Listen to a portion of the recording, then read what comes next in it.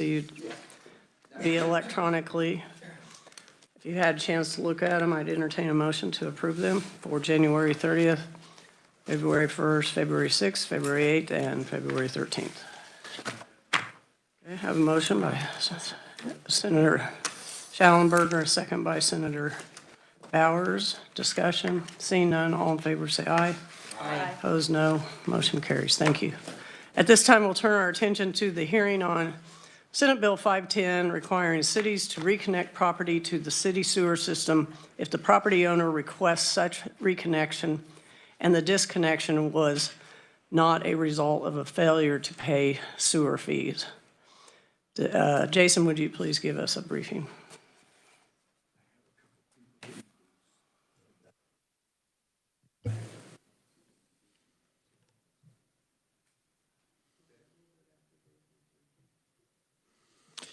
Thank you, Madam Chair, members of the committee. The bill is relatively simple and straightforward, and the description the chair just gave pretty much sums up the bill. It does amend a statute 12-631 to require that in a city that had previously disconnected sewer service to property in the jurisdiction to reconnect such property within 10 days after a request by the property owner. The exception being if the disconnection was due to a failure to pay the sewer fees assessed by the city, then they would not have to reconnect. Otherwise they do, and they have to reconnect at no cost to the property owner. This would go into effect on publication in the Kansas Register, which would occur before July 1 of this year, and I'd be happy to answer any questions. Questions for Jason? Senator Straub. Thank you, Madam Chair, and thank you, Jason. Can you tell us when this statute was first adopted and lost my thought here for a moment, and also what prompted the initial this initial statute? Why was it necessary for municipalities to have the authority to force a property to connect to a municipal sewer system? I will have to get back to the committee as to when the statute was first enacted, gauging by some of the more antiquated language that is being cleaned up in this bill. I would say has been on the books for quite some time, and so I would also have to do further research as to the purpose or intent of the statute as originally enacted. All right, thank you, Jason. I don't see any further questions. Senator Reichman, you said you'd like to introduce. Okay. Thank you, Madam Chair. I'd like to, we have some friends from Dodge City. One of them, my wife, I was going to say daughter, and her daughter is here. So if you just wave and wave your hand, and anyway, welcome to the committee. Yes, welcome to the committee. Local government at your hands. At this time, we'll turn our attention to the proponents of this bill, and we have Senator Alicia Straub. Yes, Senator. Can I ask a question of the revisor? You may. Thank you. Now, does the bill, I thought I heard you say, but I want to verify that it's specifically if the city cut off service, it's not if the owner cut off service. It has to be reconnected. Or does it not say either of those? Just if it's unconnected? You turn it on. There we go. The bill states that if the city had previously provided sewer service and the property has been disconnected from that system, but it does not specify as to whether or not it was a city disconnection or an individual disconnection. I would also point out, Madam Chair, this statute was originally enacted in 1915. It was amended most recently in 2014. I'm not sure what that amendment was. I'd have to look at that. It was enacted in 1915 and amended in 14? Yes, there were some other amendments in other years, but the most recent bill that addressed this was passed in 2014. Oh, 2014. Okay. Thank you. All right, Senator, welcome to the committee. Thank you, Madam Chair and committee members. First of all, thank you for the opportunity to bring this to you today.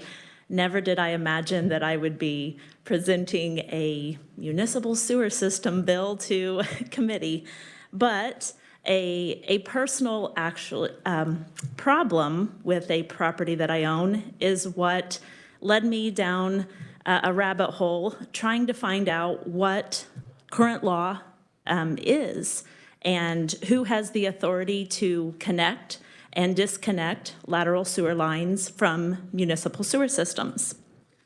So I requested this bill be drafted to clarify those responsibilities of the municipality and the municipal sewer system, and what they are to provide to the citizens and property owners of the city that it serves.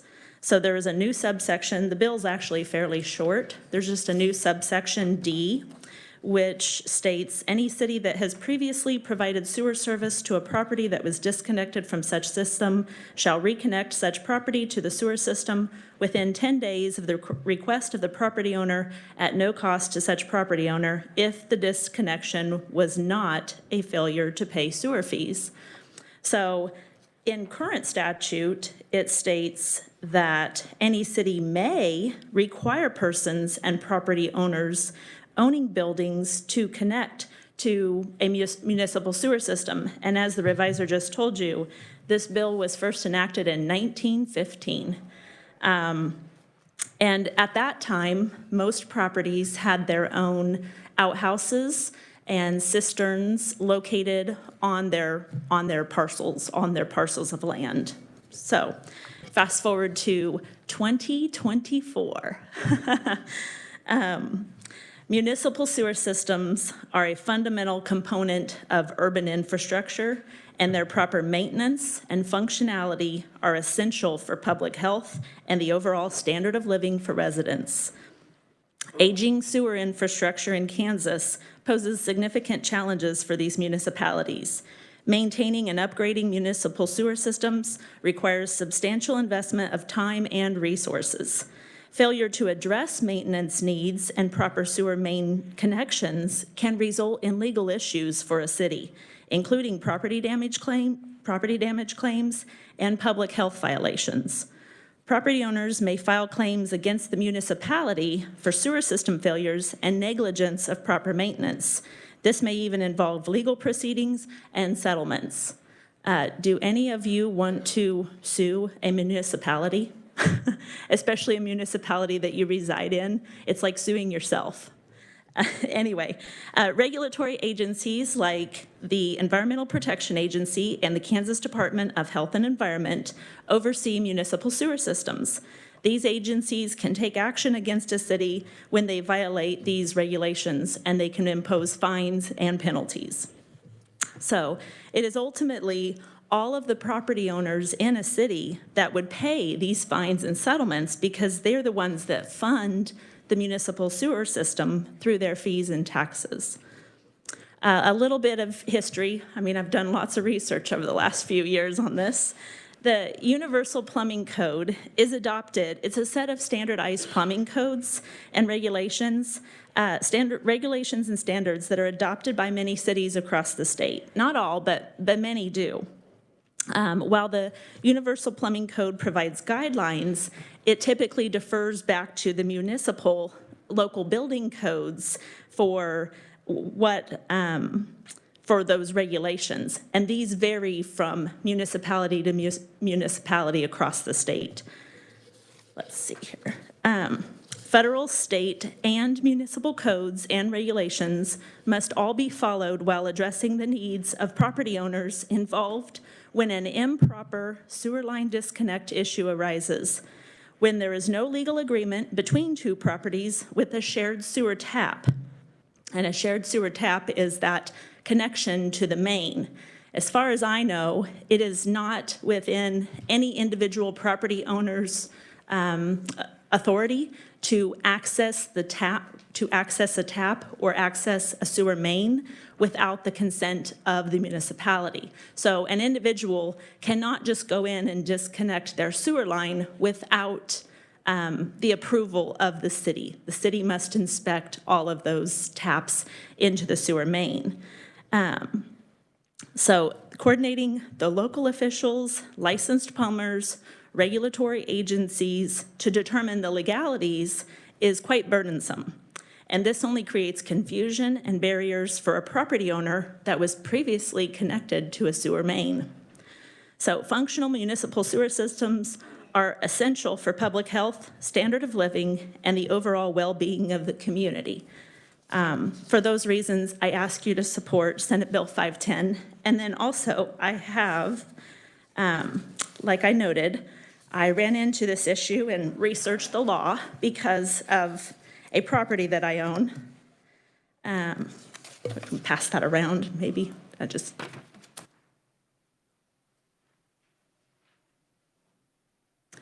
This is a photograph of a building that I own on Main Street in Ellenwood, Kansas. And you'll notice the name at the top of the building, H.J. Rutzel, 1886. This building was built prior to municipal sewer systems being in effect in most cities across Kansas. In fact, this building was then tied into the sewer main in the early 1910s. The building, you can see the neighboring property next to it is just a single-story building that's actually an accessory building to my building. We have a party wall agreement because we share a wall, as in most main streets across the state, but we have no sewer easement agreement. And I think that is, one more thing about the man who built this building. He was a businessman who, this was originally a stove and hardware store, and Mr. Rutzel was actually a representative in the Kansas House in 1887.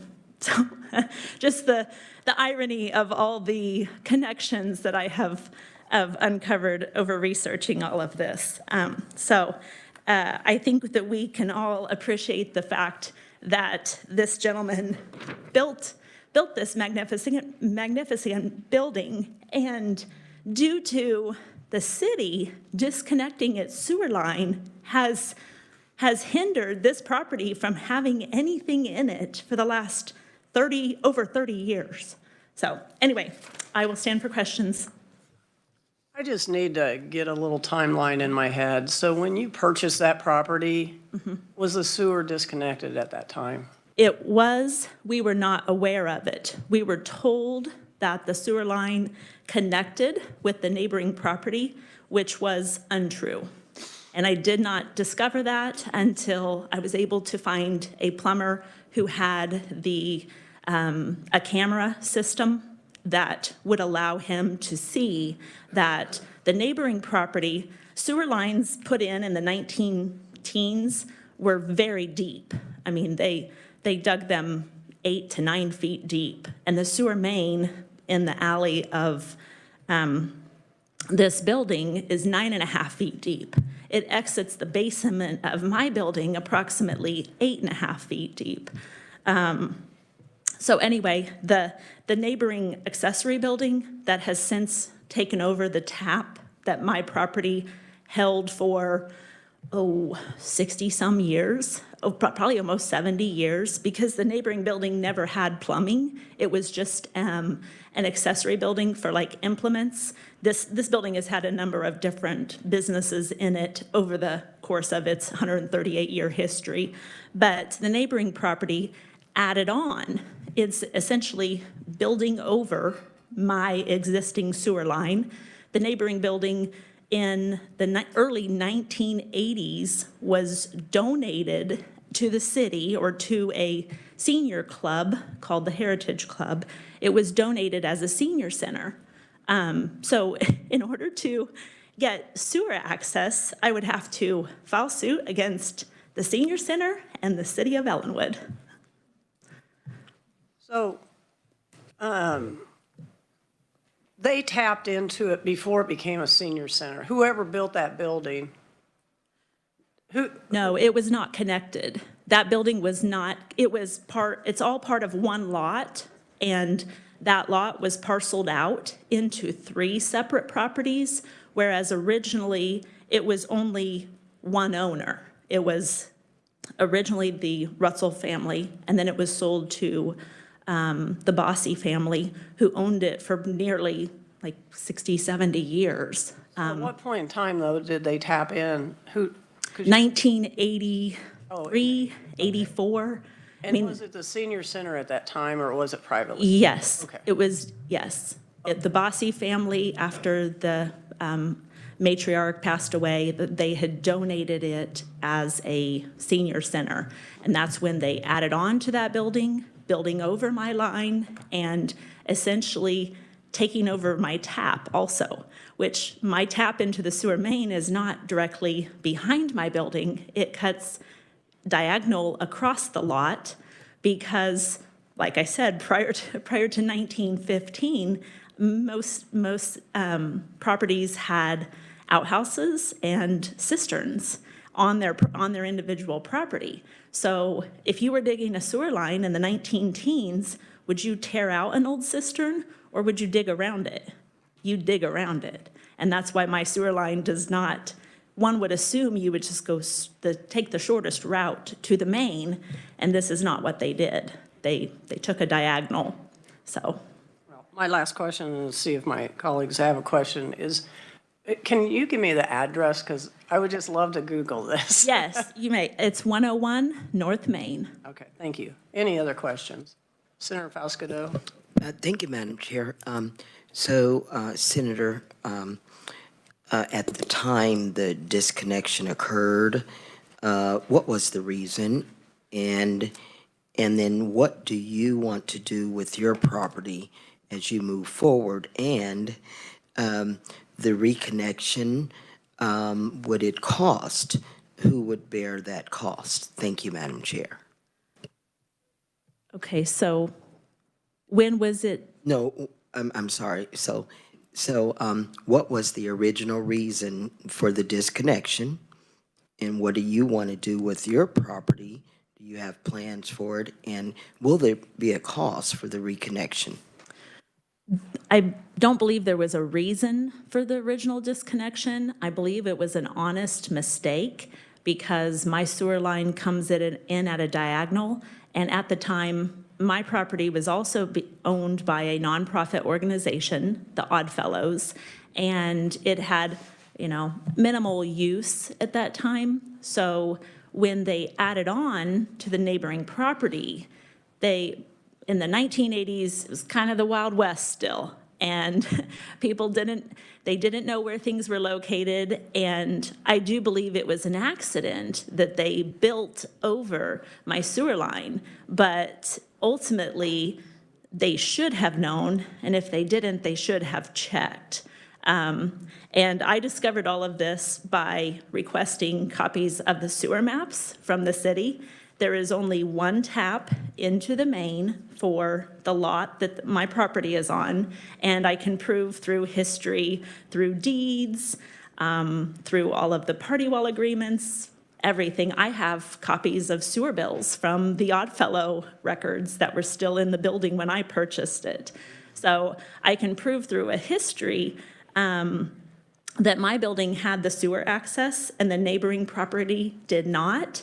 But when the city connected the new neighboring property, they must not have realized that that was my tap to the building that I own, and they didn't even share a tap. They just completely disconnected my line. So then, Senator, who would pay that reconnection fee? The municipality, because an individual property owner can't, they cannot access the main without the authority of the city.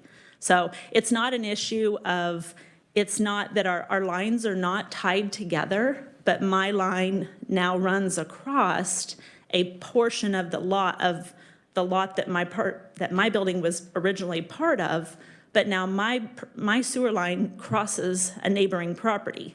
And I could request an easement of necessity, which by current, codes, they would be required to grant to me, because If they don't, you're essentially condemning this building. Senator Schallenberger. Thank you, Madam Chairman. Thank you for bringing this to our attention. I have two or three questions. First of all, the city of Baxter Springs is required to hook anybody who wants up to the sewer. But the landowner pays to get it to the connection. The city doesn't pay that. So if you build a house out here, you get it to the connection, and we'll connect you for a fee. So that's how it currently works. And apparently you want the fee to go away. No, in the language in subsection D, it says, shall reconnect such property that was previously provided sewer service. So if it was previously connected, it's not requiring, the city in no way is required to do anything to the lateral lines that are leading to the main. But the city is the only person or the only entity that has the authority to connect to the main. And you would pay, what, I think it's a few $100s. It's not much. It's not a lot, but I can't do that. I can't even find a plumber who will jump over the city and do that because my tap was taken over by the neighboring property. I understand. I have, believe it or not, very same situation. I own a building, and there is a building beside the building, and the alley is beside that building, and my plumbing goes under the second building, and it has collapsed. Sounds like we have 2 votes now. No. It would be very expensive for the city, and I think No, I'm not asking the city to touch my lateral lines. My lateral line is open for 50-some feet behind my building. And I think even the plumber that I had come run the camera and the locator down my line, he couldn't believe it. So what won't the city do for you that requires this bill? They won't connect you to the sewer?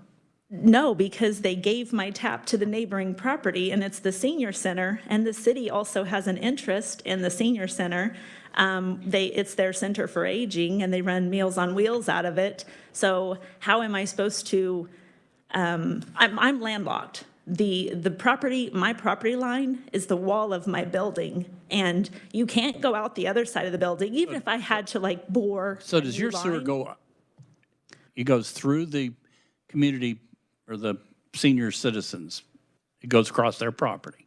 Yes. Yes. And it connects there. It connects at the main. It's not connected to their line at all. Well, I'm somewhat confused, I think, by all this, but okay, thank you. We have Senator Haley on WebEx. Senator Haley, are you there? Yeah, thank you, Madam Chair. I appreciate it. I was unable to pull it off mute. And this is really interesting what Senator Straub has brought. And in line of kind of what you and what Senator Schallenberger was just asking, is this not unprecedented? I would think that this would occur, especially with the historic perspective that you're bringing. Didn't the city, when you approached them, Senator Straub, mentioned that there was another opportunity where there was some historic line that had not been reconnected? I just find it difficult to believe that there hasn't been some previous resolution established, and especially given the historic nature that you outlined for this particular property. I mean, maybe Senator Schallenberger can speak to it. What was the resolution where there is a landlocked property and it hasn't been addressed? I mean, has no one ever heard of this before? I believe this has happened numerous times before, but usually the city will resolve the issue and work with the property owners to solve the problem. I've asked other city managers, in fact, what would you do? How would you solve this issue? And first of all, their first answer is, we would not have done this. So but I'm sure the issue, it's infrequent, but it does happen, especially as these sewer systems age, as buildings age, as new development is built in between existing historic structures, you're just going to run into these problems. So unfortunately, the city that I live in, one of the city council members has been my political opponent in the past. And to make matters worse, he's also on the board of the senior center. I mean, you just can't, I could not write this. And unfortunately, there's some individual at the city with a personal political vendetta that doesn't want to cooperate and work to solve the issue. I mean, this is a last-ditch effort before I would have to file a lawsuit, and I don't want to do that. So to clarify the law, which, why would that law require, or why would the municipality have the authority to require somebody to connect to a sewer system? Well, it's for public health. But you can't give that same municipality to disconnect whomever, whenever, for whatever reason. There was never a reason nor any notice provided that it was being disconnected. So. Oh, yes, ma'am. Yes, ma'am. We appreciate the issue. I mean, I appreciate the issue and understand that it's certainly something needs to be done, especially for a pre-existing building, historically, as you have had, or for any structure. And that would be the question prior to your filing a lawsuit, is in that it had previous service, sewer lines and other utilities to it, that there's a maintained easement that has to be reestablished. That of course would be what your lawsuit was said. But getting back to, hasn't this been done before? If not in the area there on Main Street where you are, but certainly in a surrounding historic area that we could find that. I mean, I mean, I can probably go look in KCK when we get a chance and find out. I'm sure that there is some other resolution that has been solved. Not to say that passing a bill won't do it, but this has been done. This has happened before. I mean, again, Senator Schallenberger alluded to a similar circumstance, but there is an easier path based on precedent in some jurisdiction, if not your own, Senator Straub, where this has been resolved, this has been addressed. We just haven't dug deep enough to find it. I would suggest and submit that very respectfully. Thank you, Madam Chair. Did you want to comment? We've got another senator with a question. Senator Francisco. Thank you, Madam Chair, and thank you, Senator Straub, for appearing. I'll add myself to the list of people who have dealt with issues of sewers running over various properties. So I think I understand your concern, but I'm wondering, when you say a city that has previously provided sewer to a property that was disconnected, if you do a renovation of a property or a rebuild, you're going to likely disconnect that sewer line. And I don't know that it should be the responsibility of the municipality, if you've made that choice, to build a new building and reconnect. The other part that I guess I'm concerned about is this, shall reconnect such property to the sewer system within 10 days. What would you say if this is in the middle of Winter Storm Uri? Thank you. Thank you, Madam Chair, and thank you, Senator Francisco. So the reason the 10-day language is in there is because that's the existing language from 1915, that a municipality can require property owners to connect within 10 days. And if they don't, the city can bid it out and require them to connect. So the 10-day language came from the existing statute. I appreciate that response, but this says shall reconnect the property. And if the example you gave was bidding out and not necessarily, it was the city had the right then to proceed with that connection, but not the city had the responsibility, or the city would reconnect within 10 days. So that may be a difference, and we can continue to look at this wording. I would agree. I believe many cities have the capability to connect to their sewer main because they're the ones who have to maintain the main. I'm not asking any city to touch any lateral lines. It's simply when there has been an improper disconnection. And this has happened, I'm sure, with residential properties where someone is mistakenly disconnected and their neighbor is connected to their old tap. And I can prove that because the tap for the 1980 sewer line, the new sewer line, is an old tile tap that belonged to my lateral sewer line. And the other problem is, if I were to have to bore an entire new line and pay for a new connection, I would have to cross not just one, but two properties, because they've parceled out a single lot into 3 properties, which the municipality also authorized. I have deeds that prove all easements, appurtenances, everything follow the property. Thank you. We're going to move on, I think, now. So just curious, the interest in the Sedgwick County Precinct Committee people, a lot of your written testimony, do they have some sewer group or? No, there were just a number of politically active private citizens that I know who had asked me about the situation, and they said absolutely they would provide testimony to require the cities to reconnect properties that were previously connected. This doesn't apply to any new sewer systems, any new taps. It's just for existing only. Thank you. Thanks. Is there anyone else that would like to speak as a proponent? You see the proponent's written testimony before you. Is there anyone that would like to speak as a neutral? Anyone like to speak as an opponent? And we have signed up to speak Spencer Duncan, Government Affairs Director for the League of Kansas Municipalities. Welcome, Spencer. Thank you, committee. I really have listened very carefully because we clearly have a very real problem. Our concern is that this bill is much broader than the problem in front of you today.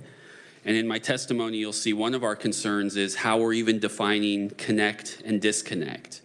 Because it's been mentioned here today, outside of actually physically disconnecting a sewer, we don't really disconnect sewers, right? Unless there's construction or somebody else is building something and commandeers your connection.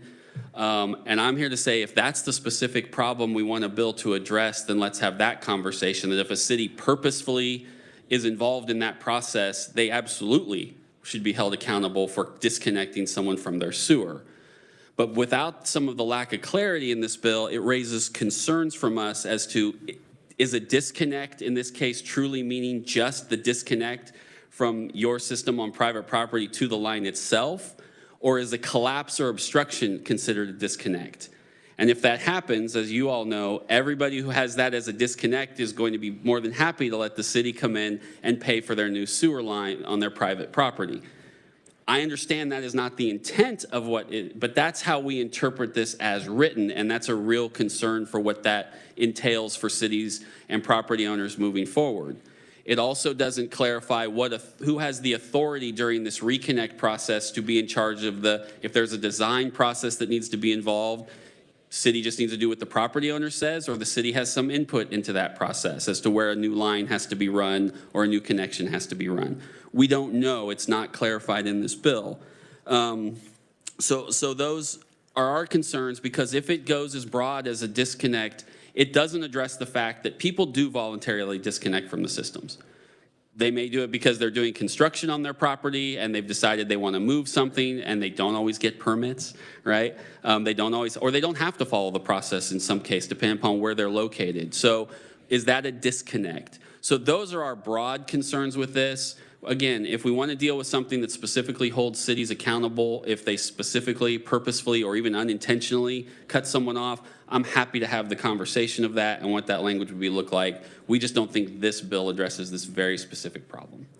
Thank you, Chair. Thank you, Spencer. I think I'm going to go ahead and listen to all the opponents, and then we'll come back and let the committee ask you any questions. Next, we have Kimberly Swati from concur. I never have said that. Never have said that. No. Okay. So, good morning, Madam Chair and members of the committee. I appreciate the opportunity to be here before you on behalf of Kansas Municipal Utilities. And we do have concerns about Senate Bill 510, in the similar vein as with the League, that this bill does have broad consequences on both residential and commercial dwellings statewide. So Kansas Municipal Utilities, we are the statewide association representing all communities that own and operate their electric, natural gas, water, and wastewater utilities. So not all communities own their own electric and natural gas utilities, but all communities own their own water and, well, nearly all communities own their water and wastewater systems. We've been around since 1928 in McPherson, Kansas, and our membership ranges in size from the Kansas City Board of Public Utilities and Senator Haley's district. On the electric side is the largest utility. Our city of Wichita is our largest water utility, and then we have some cities that may have 8 meters in a community. So this is one of the reasons why we are concerned about the impacts of Senate Bill 510, and that it impacts every single one of those different communities. So just to kind of clarify, the connection of a property to the sewer system is through the privately owned sewer line. So the private service line is then connected to the sewer system by tapping the main sewer line, which is part of the wastewater utility collection system that is operated as an essential public utility. The sewer line, the sewer service line to a property and connected to the sewer system, in practice, is not ever disconnected from the sewer system. It does have to have a valve or a meter that can be shut off to discontinue the private sewer service from the sewer main. Once the private sewer service is connected, it's always connected, except as we have learned in Senator Straub's very unique incident, or if there was a voluntary disconnection, which voluntary disconnections are in fact allowed. But for a private sewer service line to not operate or flow properly is not due to a disconnection from the sewer main, but typically due to a failure of the private sewer service line through an obstruction or collapse over time. If the sewer service is discontinued and or abandoned by the property owner, it's the responsibility of the property owner to have the service line capped to prevent inflow and infiltration into the public sewer system. So the sewer service system is on an individual property is a private asset, and the responsibility of operating and maintaining that asset lies with the property owner. So when you purchase a dwelling, a residence, or a commercial building, you typically go through a series of inspections during the real estate transaction itself. And the sewer inspection is one that is always strongly recommended by all realtors, because you then run the camera straight through that line to determine, the stability of that line, the viability of it, if there's any issues. And we, in fact, had to go through this with our home, which is nearly 100 years old. And when we did our sewer inspection, we found that there was a crack in the line. And we knew that we were getting ready to have an event, and our home opened for 4 weeks for the community to tour. We were anticipating between 12,000 and 15,000 people coming through the house. Also, some of those individuals using our restroom facilities. And we were strongly encouraged, which we did, to make all the repairs to that sewer line. That was not a pleasant expense to write that check for, but we knew we had to do it, and it was on our part of the line. So we had to fix that crack. So again, if the cost of reconnecting the private sewer line is placed upon the wastewater utility, it becomes a shift in the responsibility, and the associated cost transferred from the property owner would then be subsidized by all of the other wastewater customers. So we don't believe that as a statewide policy should be making the responsibility of the wastewater utility system and its collective customer base be responsible for the reconnection of a private sewer line of a single individual customer. So I'm happy to answer any additional questions at the appropriate time. Let me just make sure, is there anyone else here today that wanted to speak as an opponent? And I don't see any, so I'll open up to questions to the committee. Senator Straub. Thank you, Madam Chair. This question's for Kimberly. Do all of your members of the municipal utilities, do all of them have the exact same codes and regulations? I would suspect not all of them do have the exact same codes and regulations. Does Kansas Municipal Utilities put out an accepted set of guidelines and standards for municipal sewer systems to follow? I don't believe that we have them for municipal sewer systems to follow, not necessarily, because, you know, one of the hallmarks of local government is what works for the city of Wichita may not necessarily work for Ellenwood or Pratt or, you know, Radium. So as a general rule, I think the league and the municipal utilities try to work to encourage, you know, positive relationships all around, and fostering codes and regulations that are friendly to new growth and development and to allowing refurbishment of existing properties and buildings. But I mean, I can't say that there are not, you know, a specific instance here or there where there's a difficulty. And it sounds like the situation that you have is a unique difficulty and a frustration, certainly. So that's my question. Why is the municipal utilities opposed to this if those codes and regulations are ultimately left up to each individual city? Because this piece of legislation creates a statewide mandate that requires private citizens to assume the cost of reconnection for a privately owned asset. That's why.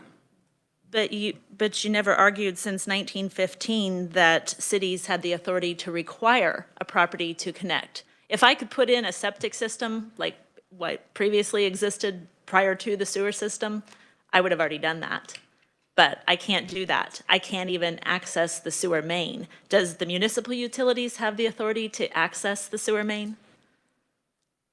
So Kansas The answer Municipal is they Utility, don't. yeah, we're just the statewide association. So Exactly. I mean, that obviously falls with the local government. So who ultimately has the authority to access the sewer main? The main itself would be the city, and then working with the landowners or the property owner. Other questions? Senator Schallenberger? Thank you, Madam Chair. I have a question for the league. So let's get a little more precise. So if a city terminates, let's say I have a tap. Yep. Trying to make this as generic as, I have a tap, but my tap also has somebody else's tap on it. Yes. And I've decided I'm going to change. So I disconnect and then the city allows me to reconnect again, but I've left the other tap off. Whose responsibility is that? So twofold. First of all, most cities have an ordinance that says you cannot disconnect someone else from their sewer system. So if they do that and you know they've done that, at that point, it's a criminal act. What if you didn't know it? I mean, what if the old building was empty at the Right. time? The second piece of that is then you have a civil lawsuit and you need to sue that person. I will say, Who's that person? whoever owns that property that cut you off, because they would have known they should have known with their contractors, with their construction folks who did the work, we're tapping into this system, we've cut somebody off. And if they didn't know it, then that's negligence. So either way, they need to be sued and dragged into court. What I will sit here and say, and some of my members may throw something at their TV if they're watching right now, is there is a responsibility for cities if they go out and permit those and do those inspections to also understand what is occurring and say, are we cutting anybody off as we allow this permit? And if they don't do their due diligence, then absolutely in those cases, the city should have to pay for that reconnect. I mean, I will stand here and whether some of my members like that or not, that should absolutely be our responsibility if we played a role in that process. So that's why there's sort of several folks involved. Whoever that other property owner is adjacent to you that's cut you off, and whoever did that, whether it's them or their contractors, and then if the city signed off on that without understanding it, then the city should have a responsibility to reconnect. Okay, thank you. Other questions? Senator Fasco. Thank you, Madam Chair. Hi, Spencer. So in this particular case, what do you suggest that the resident the owner of the property, what do you suggest? I can only half answer that because this is the first time I haven't not talked to the senator about it. This is the first I've heard of her situation. I mean, I would think and hope there would be some solution that the city, and if there's not, I personally am happy to talk to the city of Ellen for whatever good that will do and see if we can broker that, both in my role at the league and someone who understands it from a city council perspective, and I understand what the problem is for either creating a new connection to that sewer line or getting her sewer line connected to the current tap. Because I do believe cities have some role in that process. I have not talked to the city of Ellenwood about what the issues are, nor Senator Straub, but I mean, as it's been said here before, this has clearly been a problem before. We have lots of landlocked buildings, so this absolutely should be a problem we should be able to get resolved. Thank you, Madam Chair. I have actually contacted the league a number of times over the last few years, and I spoke with Nathan Eberline just prior to introducing this bill. I've also talked to people at KDHE, and no one, and I mean no one, knows what the law is because it varies from city to city to city. So the language that's used in this bill, I'm perfectly open to amending the language, but this was drafted by the reviser using the current, the statute from 1915. And that's why it is the way it is. All right, thank you, Spencer and senators. We are going to shift gears and we'll close the hearing on Senate Bill 510. And we're going to go back to House Bill 2176.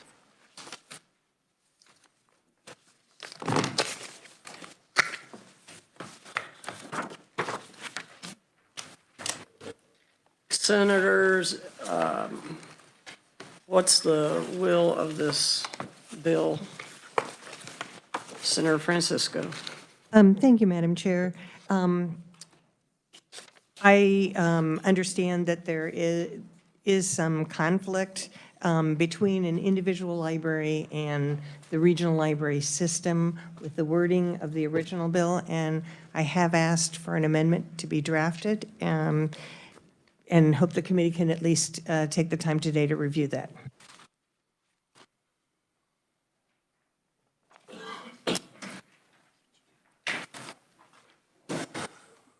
Senator, would you like to explain your amendment? I would. Thank you very much. So this similar wording appears twice on pages 5 and pages 9 of the bill. The first balloon addresses what an issue I hope we can all agree on, which is the date the tax levy provided for in this act. After that takes effect, the wording states that no tax levy on land within the library district created by this act shall be imposed, required, or collected. And my concern was if an act takes effect January 1st and we have people who've submitted their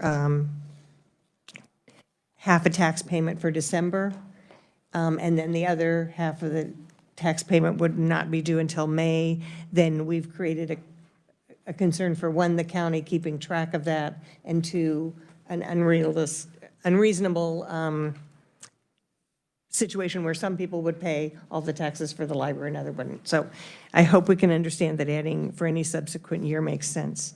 The second part of this, I think, was recognized by the libraries where they understood this is not necessarily a contract, but it's an agreement between a library and the central regional system. So this simply says that on the date when the tax levy takes effect, this particular, the Kansas City Library shall cease to be a participating library in the South Central Kansas Library System.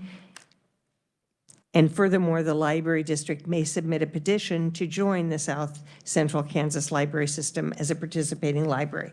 At that time, the district would be defined differently. And then the same wording would affect the Udall Public Library. Did have a chance to talk with the state librarian about this and got information from some of the other members of regional libraries. I know we've all received quite a few communications about this. I hope this could address that issue. Questions for the senator on the amendment? I don't see any, Senator. Senator Schallenberger? So what the bill wants to do, the original bill is take this library out of the regional system and create its own, and they can tax. That's not what the original bill does. Won't they come out of the regional system if they? I don't think that's the case. I think what this bill tries to do is expand the district of a library so it would include not only the original boundaries, which may have been a city, but also take in some schools or other schools in a school district. So it would simply allow the individuals within a newly defined district to vote on whether they want to be taxed for a library. But doesn't it take them out of the regional system?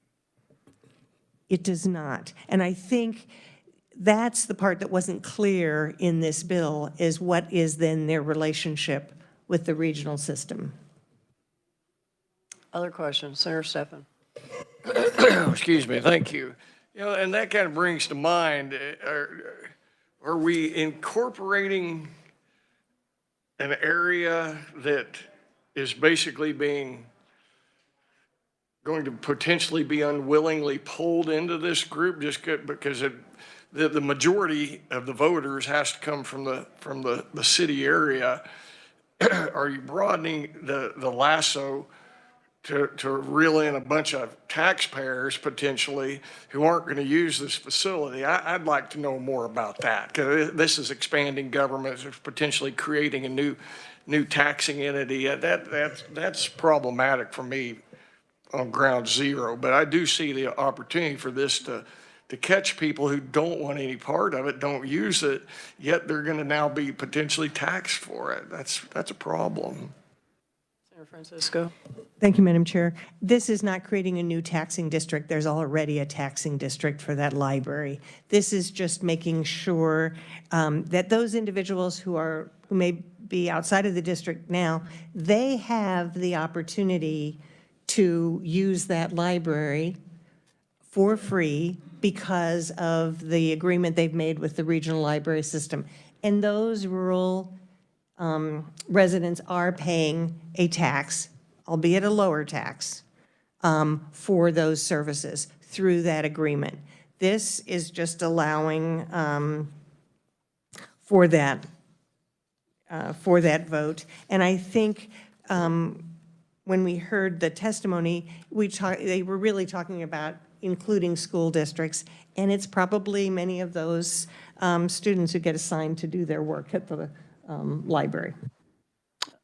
Senator Foscato? Thank you, Madam Chair. My question is for Jason.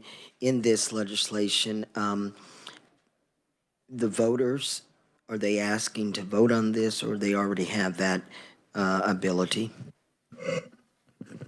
Madam Chair, this would authorize a proposition to be presented to the voters of the new library district to vote on whether or not to create the district. Senator Straub? Thank you, Madam Chair. I can appreciate that there's two libraries that are trying to consolidate to share resources. However, this, according to the language, and maybe this is a question for the reviser, but this would allow them to expand the boundaries of the two existing current library districts, correct? Madam Chair, the boundaries of the taxing district would change from what is a city boundary to a school district, unified school district boundary. Senators, we are out of time. I would like to just leave this amendment on the table, and we'll address it when we come back next meeting, okay? So, seeing consensus, we are adjourned.